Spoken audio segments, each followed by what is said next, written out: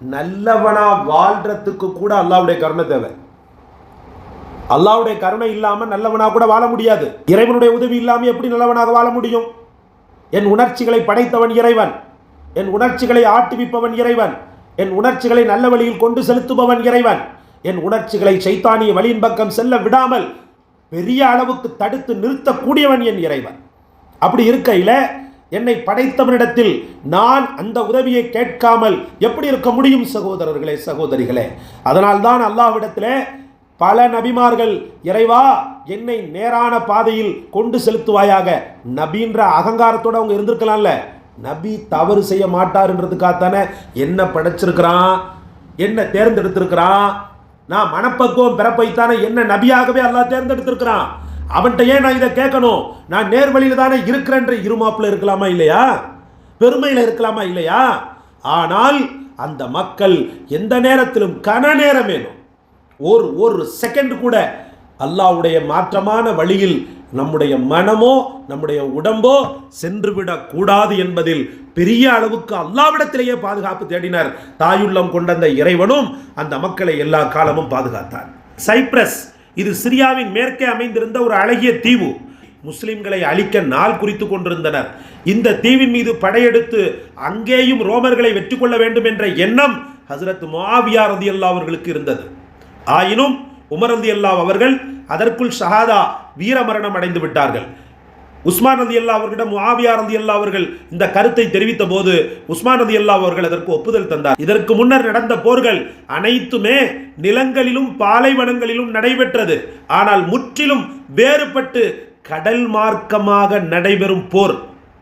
எந்த ஒரு முஸ்லிமையும் நிர்பந்திக்காமல் வற்புறுத்தாமல் படை வீரர்கள் ஒன்றிணைக்கப்பட வேண்டும் என்ற நிபந்தனையோடு சைப்ரஸ் மீது போர் தொடுக்க அனுமதி வழங்கினார்கள். அல்லாவின் மார்க்கத்தை மேலோங்க செய்ய அல்லவா போர் நடத்தப்படுகிறது. ஆர்வமாக பலர் வந்து இணைந்து கொள்கிறார்கள். அந்த படையில அபு தர் அல் கிஃபாரி, ஷத்தாத் இப்னு அவுஸ், உபாதா இப்னு சாமித், அவருடைய மனைவி உம்மு ஹராம் பின்த் மில்ஹான், அபு தர்தா, மூத்த நபி தோழர்கள் கலந்து கொண்டனர். அப்துல்லா இப்னு கைஸ் ரலியல்லாஹு அவர்களுடைய தலைமையில படை கடல் மார்க்கமாக புறப்பட்டு சென்றது. அல்லாஹ் அந்த போரை வெற்றிகரமாக முடித்து வைத்தான். இந்த போர் ஹிஜ்ரி 28 மற்றும் 29 நடைபெற்றது. ஏராளமான பொருட்செல்வங்கள் கனிமத்தாக வந்து சேர்ந்தன. அந்த செல்வங்களை எல்லாம் முஸ்லிம் வீரர்கள் பெருமிதத்தோடு பார்த்து கொண்டிருந்தனர். அதையெல்லாம் கண்ட அபூ தர்தா ரலியல்லாஹு அழ ஆரம்பிச்சாங்க. அருகில் இருந்த ஜுபைர், அபூ தர்தா, அல்லாஹ் சத்திய சன்மார்க்கத்திற்கு வலுவையும் வெற்றியையும் தந்திருக்கும் இந்த தருணத்தை மகிழ்ச்சியோடு ஆனந்தத்தோடு வரவேற்காம உட்கார்ந்து அழுதுகிட்டு இருக்கிறீங்களே, ஏன், என்ன காரணம் அப்படின்னு கேட்டாங்க. அபூ தர்தா ரலியல்லாஹு அவர்கள் கேள்வி கேட்ட அவரை பார்த்து, ஜுபைரை பார்த்து சொன்னாங்க, ஜுபைர், அல்லாஹ்வோ வெற்றிக்கு மேல் வெற்றியாக வழங்கி கொண்டிருக்கிறான். வெற்றியும் ஆட்சியும் நிலப்பரப்பும் விரிவடைந்தது. அதனால் கிடைக்கும் வெகுமதியில் மனம் மயங்கி இறைவனுக்குரிய வணக்க வழிபாடுகள் விஷயத்தில் முஸ்லிம்கள் பொடுபோக்காக இருந்துவிட்டால் எத்தகைய கேவலமானவர்களாக அவர்கள் அல்லாஹ்வின் பார்வையில் காட்சி தருவார்கள் அப்படின்னு சொல்லிட்டு கேட்டாங்க. சுகபோக வாழ்க்கையை அல்லாஹ் கொடுத்திருக்கான். இந்த சுகபோக வாழ்க்கையை பெற்றுக்கொண்டு அல்லாஹ்விற்கு மாற்றமான வணக்க வழிபாடுகளில் சோம்பேறித்தனத்தை காட்டக்கூடியவர்களாக அவர்கள் காட்சி தந்தால் நம்முடைய நிலைமை என்ன அப்படின்னு சொல்லிட்டு சொன்னாங்க. ஜுபைரே, இதோ நம் கண்முன்னே வீழ்ந்து கிடப்பவர்களும் கைதியா நிற்பவர்களும் யார் தெரியுமா? நேற்று வரை இந்த பூமியில் ஆட்சி அதிகாரத்தில் இருந்தவர்கள். ஆனால் எல்லாம் வல்ல அல்லாஹ்வை மறந்து அகங்காரத்தோடு ஆணவத்தோடு இருந்ததால் இன்று நம்மிடம் தோற்று போயிருக்கிறார்கள். அவன்கிட்ட இருந்த அகங்காரமும் ஆணவமும் இன்னைக்கு அவனை தலைவ பதவியில் இருந்து அப்படியே தூக்கி கடாசி எரிஞ்சு அவனை ஒண்ணுமில்லாத கைதியா மாத்திடுச்சு.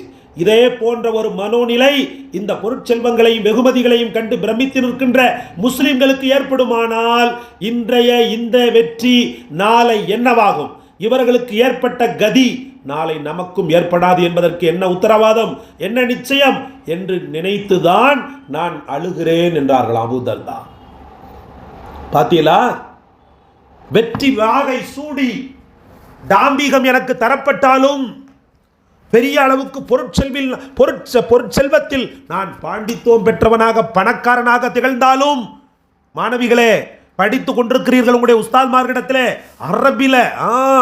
அரபியில் என்ன மிஞ்ச முடியாது, இங்கிலீஷில் என்ன மிஞ்ச முடியாது, படிப்பில் என்ன மிஞ்ச முடியாதுன்னு சொல்லி மார்த்தட்டி கொண்டிருக்கக்கூடிய சூழலில் நமக்கு அல்லாஹ் தந்த அருட்கொடை மறந்து விடக்கூடாது. பழையதை திரும்பி பார்க்கணும். ஏற்றி வச்ச ஏணி அல்லாஹ், அந்த ஏணியை எட்டி உதைப்பதா, அந்த ஏணியை உதாசீனப்படுத்துவதா? எல்லாமே அல்லாவிற்காக, எல்லாமே அல்லாஹ் தந்தது என்ற மனோபாவத்தோடு வாழும்போதுதான் வெற்றியும் கூட மிகச்சிறந்ததாக அழகானதாக மாறும் சகோதரிகளே. இல்லை என்றால் அந்த வெற்றி ஷைத்தானிய வெற்றி என்பதில் எந்த விதமான சந்தேகமும் கிடையாது. அவுஃப் இப்னு மாலிக் அல்-அஷ்ஜஇ ரலியல்லாஹு என்ற நபித்தோழர் மக்காவுடைய வெற்றியின் போது அஷ்ஜஇ கோத்திரத்தாரின் அணியை தலைமையேற்று வழிநடத்தி தனது கோத்திரத்தாரின் கொடியை நபி ஸல்லல்லாஹு அலைஹி வஸல்லம் உடைய ஆணைக்கிணங்க பிடித்தபடியே மக்காவின் நுழையும் பாக்கியத்தை பெற்றவர். அந்த கொடியை பிடிச்சுக்கிட்டே அல்லாஹ் அக்பர் அல்லாஹ் அக்பர் என்று மக்காவில் நுழையக்கூடிய பாக்கியத்தை பெற்றவர். ஒரு நாள் கனவு ஒன்று காண்றாங்க. அந்த கனவுல பறந்து விரிந்த ஒரு சோலைவனம், நிழல் படர்ந்த அடர்த்தியான மரங்கள், அதன் நடுவே உயர்ந்த மாடங்கள் கொண்ட ஒரு அழகிய கூடாரம், முழுக்க முழுக்க தோளிலான அழகிய கூடாரம், தன்னுடைய வாழ்நாளில் அதுவரை கண்டிராத கூட்டம் கூட்டமான செம்மறி ஆட்டின் மந்தை, அன்று வரைக்கும் காணாத செம்மறி ஆட்டுடைய மந்தை, இவ்வளவு உயர்ந்த இந்த பூஞ்சோலை யாருக்குன்னு சொல்லிட்டு வினவினார். அவுஃப் இப்னு மாலிக் ரலியல்லாஹு தூரத்தில் இருந்து இது அப்துர் ரஹ்மான் இப்னு அவுஃப் ரலியல்லாஹு அவர்களுக்குரியது அப்படின்ற அசரீரி கேட்டது, குரல் கேட்டது. அந்த குரலை கேட்டுக்கொண்டே முன்னேறிய போது கூடாரத்தின் உள்ளே இருந்து வெளியேறிய அப்துர் ரஹ்மான் இப்னு அவுஃப் இப்னு மாலிக் கிட்ட சொன்னாங்களா, அவுஃபே, இது அல்லாஹ் நமக்கு தருவதாக குர்ஆனில் வாக்களித்தது. அதோ தெரிகிறதே அந்த மேடான பகுதிக்கு சென்றால் அங்கே நீ கற்பனைக்கு எட்டாதவைகளை கூட பார்ப்ப, அங்க போ. அப்போது அவுஃப் இப்னு மாலிக் ரலியல்லாஹு, அந்த சோலைவனம் யாருக்குரியது? அபு முஹம்மதே, அபு முஹம்மதுன்னு சொன்னா ஹஸரத் அப்துர் ரஹ்மான் இப்னு அவுஃப் ரலியல்லாஹுடைய பட்ட பேர். அபு முஹம்மதே, அது யாருக்குரியது சொன்னாங்க. வல்ல ரஹ்மான் தோழர் அபூ தர்தாவிற்காக அதை தயார்படுத்தி வைத்திருக்கிறான் அப்படின்னு சொன்னாங்க. அந்த சோலைவனம் யாருக்கு தெரியுமா? அபூ தர்தாவுக்காக. இந்த கூடாரம் எனக்காக, அந்த சோலைவனம், அந்த சொர்க்க சோலைவனம் அபூ தர்தாவிற்காக அல்லாஹ் தயார்படுத்தி வைத்திருக்கிறார். ஏனெனில் அவர் உலகத்தில் வாழும்போது தனது முழு ஆற்றலையும் பயன்படுத்தி உலகத்தின் வளங்களை விட்டும் சுகபோக வாழ்வை விட்டும் ஒதுங்கி வாழ்ந்தார். சுகத்தில் போய் விழல, அவர் சோத்தில் போய் விழல, சுகத்தில் போய் விழல. அவர் எப்படி வாழ்ந்தார் தெரியுமா? எல்லாவற்றையும் விட்டு பற்றற்றவராக ஒரு தஸவுஃபுடைய வாழ்க்கையை அவர் வாழ்ந்தார். இன்று மிகப்பெரிய செல்வந்தராக மாறி போனார் என்று அப்துர் ரஹ்மான் இப்னு அவுஃப் ரலியல்லாஹு பதில் கூறினார்கள். இதை ஜுபைர் ரலியல்லாஹு அவர்கள் அறிவிக்கிறார்கள். உஸ்துல் காபா என்ற நூலிலே இந்த சம்பவம் பதிவு செய்யப்பட்டிருக்கிறது. சகோதரர்களே, நன்றாக புரிய வேண்டும். உலக வாழ்வின் பல பகுதிகளில் இருந்தும் தேவையான பாடங்களையும் படிப்பினைகளையும் பெறுகின்றவர்களால் மட்டுமே இது போன்ற மகோன்னதமான அந்தஸ்தை பெற முடியும் என்பதை இந்த நிகழ்வு நமக்கு உணர்த்தி கொண்டே இருக்கிறது. பற்றற்ற வாழ்க்கை. சேலை உடுத்திருக்கிறேன், பட்டு சேலை தான், பட்டு சாரி தான் உடுத்திருக்கிறேன், உயர்ந்த மிக உயர்ந்த ஆபரணங்களை தான் நான் போட்டிருக்கிறேன். ஆனால் என் கல்வி எங்கே தெரியுமா போய்கிட்டு இருக்கு? என்னை படைத்தவனுடைய சன்னிதானத்தை நோக்கி தான் போய்கிட்டு இருக்குது. துளி கூட இந்த ட்ரெஸ் மேலே, இந்த நகை மேலே எனக்கு பெரிய அளவுக்கு ஈடுபாடு கிடையாது.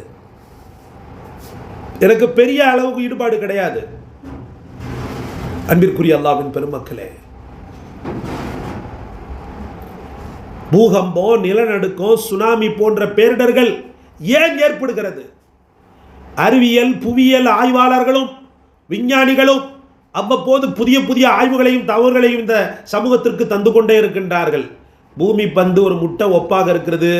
பூமியின் மையத்திலிருந்து 3500 கிலோமீட்டர் அளவுக்கு உருகிய மாக்மா என்னும் குழம்பும் அதன் மீது முட்டை ஓடுகளைப் போல மிதக்கின்ற பூமி தகடுகளும் கொண்டதுதான் பூமி. பூமியின் மேற்பரப்பு இது சுமார் 70 கிலோமீட்டர் ஆழம் கொண்டது. அது கிட்டத்தட்ட 12 தட்டையான தகடுகளால் ஆனது. இந்த தகடுகளின் மாறுபட்ட இயக்கங்களால் பூகம்பம் ஏற்படுகிறது என்று சொல்றான். இரண்டாவது, பூமிக்கு அடியில் பல அடுக்குகளின் பாறை தட்டுகள் இருக்கின்றன. இந்த பாறை தட்டுகள் மேல் நோக்கி உயரும் போது உயரும் பாறை தட்டுகளின் விளிம்புகள் அருகில் இருக்கும் பாறை தட்டுகளின் விளிம்புகளோடு உரசும் போது ஒரு அதிர்ச்சி ஏற்படுகிறது. இந்த அதிர்ச்சி பரவுவதால் பூகம்பம் ஏற்படுகிறது அப்படின்னு இன்னொருத்தன் சொல்றான். மூணாவது, 30 வினாடிக்கு ஒரு முறை பூமி திடீரென அசைகிறது.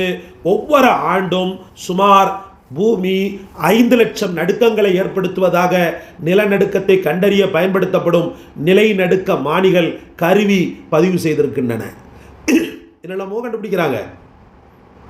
கிபி 1703 ஜப்பான் டோக்கியோவில் நிகழ்ந்த பூகம்பத்திலிருந்து 2004 சுனாமி வரைக்கும் பல்வேறு காலகட்டங்களில் நிகழ்ந்த பேரிடர்களின் மூலம் ஏற்பட்ட உயிரிழப்புகளின் எண்ணிக்கை எத்தனை தெரியுமா? அல்லாஹ் பாதுகாக்கணும்.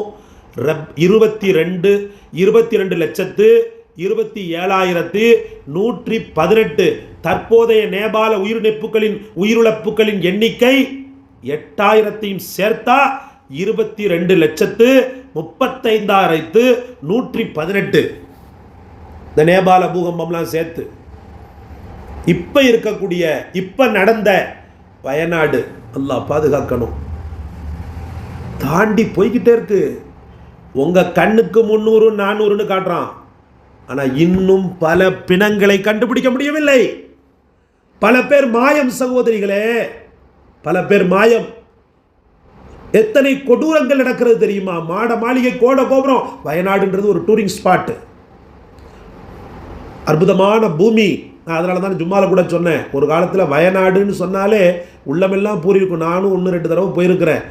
அங்கே ஒரு உயிரினம் இருக்குது. அந்த உயிரினத்தை பார்க்கறதுக்காக போவாங்க. என்ன ஆடு, குறும்பாடா என்னமோன்னு சொல்லுவாங்க. அந்த ஆடு இனத்தில் உலகத்தில் அல்லாஹ், அந்த ஆட்டு இனத்தை உலகத்தில் அல்லாஹ் வேறு எங்கேயுமே வைக்கிற அந்த வயநாட்டில் மட்டும்தான் வச்சுருக்கான். அந்த ஆட்டுடைய ஸ்பெஷல் என்ன தெரியுமா?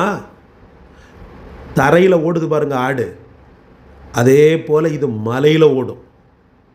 எங்கே ஓடும்? செங்குத்தான மலைகளில் சர சர சர சர என்று ஏறக்கூடிய தன்மை படைத்தது, ஆற்றல் படைத்தது இந்த ஆடு. வயநாடு ஆடு அப்படின்னு தான் சொல்லுவோம். அந்த ஆடு ஃபேமஸானது. அது உலகத்தில் அங்கே மட்டும்தான் இருக்குன்னு சொல்லப்படுது. தூரத்தில் தான் இருக்கும், மனிதனுடைய கண்ணுக்கே தெரியாது, சீக்கிரத்தில் தெரிஞ்சிடாது. தூரங்களில் தான் அது வாழும், மலைகளில் தான் அது வாழும். குறும்பாடு என்னமோ சொல்லுவாங்க, குறும்பாடை என்னமோன்னு சொல்லுவாங்க.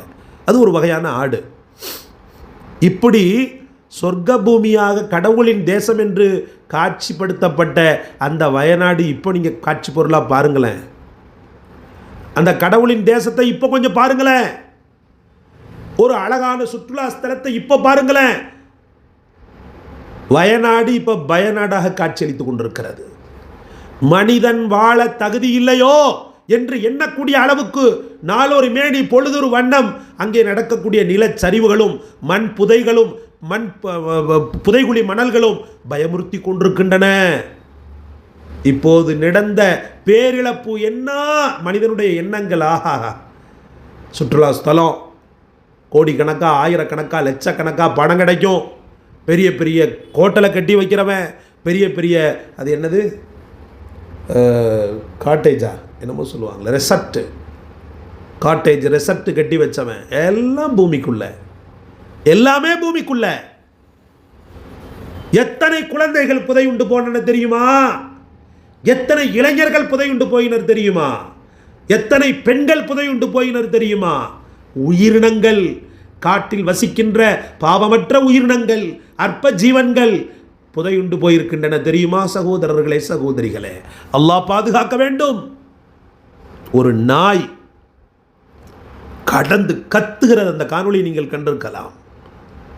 லொல் லொல் லொல் லொல் என்று கத்துகிறது. கடைசியில் தீயணைப்பு பட அந்த பேரிடர் கூட்டம் வந்து எடுத்துட்டாங்க. மெல்ல எடுக்கிறாங்க, ஆனாலும் கத்தலை விடலை, கத்துது.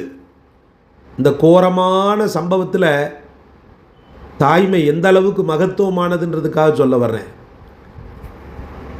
கத்தலை விடவே இல்லை. எடுத்தாச்சு திரும்பியம்பா கத்துதுண்டு கொஞ்சம் தூரத்தில் தள்ளி பார்த்தா அல்லாஹ் பாதுகாக்க வேணும், அதனுடைய சின்ன சின்ன குட்டிங்க அது புதஞ்சி கிடக்குது. ஏதோ 1-2 உயிரோடு இருக்குன்னு நினைக்கிறேன். அந்த குட்டிகளை எடுக்கிற வரைக்கும் அந்த கத்தலை விடலை அந்த தாய். அந்த சப்தத்தை ஓய்க்கலை, அந்த சப்தம் ஓயலை. ஆக அன்பிற்குரிய அல்லாஹ்வின் பெருமக்களான தாய்மார்களே, இந்த நிகழ்வில் அல்லாஹ் ரப்புல் ஆலமீன் தரக்கூடிய ஒரே பாடம், நான் என்ற மமதையோடோ அல்லது உலகத்தின் அஸ்பாபுகளை கொண்ட நம்பிக்கையோ உன் உள்ளத்தில் வந்துடக்கூடாது. கண்கொள்ளா காட்சியாக இருந்த, உள்ளம் லயித்து போய் பார்க்கப்பட்ட இந்த ஒரு சொர்க்க பூமி இன்று பிணங்கள் பூமியாக மாறிவிட்டதே, மயான பூமியாக மாறிவிட்டதே. சகோதரிகளே, சகோதரர்களே, இதுதான் அல்லாஹுடைய தக்தீர். குல் அல்லாஹும்ம மாலிகல் முல்கி துஅத்தில் முல்க மன் தஷா வ துஇஸ்ஸு மன் தஷா வ துதில்லு மன் தஷா பியதிகல் கைர் இன்னக அலா குல்லி ஷைஇன் கதீர்.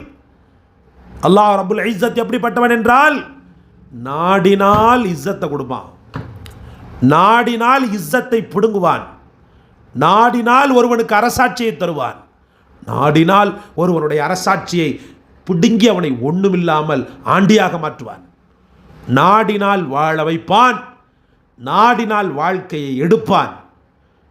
அவன் நாட்டத்திற்கு முன் இரும்பு கோட்டையே கொண்டு நீ பெரிய அளவுக்கு மாளிகையை கட்டி அது உள்ளே அல்லாஹ் நுழைய முடியாது என்று நீ வாழ்ந்தாலும் ரப்புல் ஆலமீனுடைய ஆற்றலில் ஒரு துளி உள்ளே புகுந்து உன்னை இல்லாமலாக்கிவிடும், உன்னை இல்லாமலாக்கிவிடும்.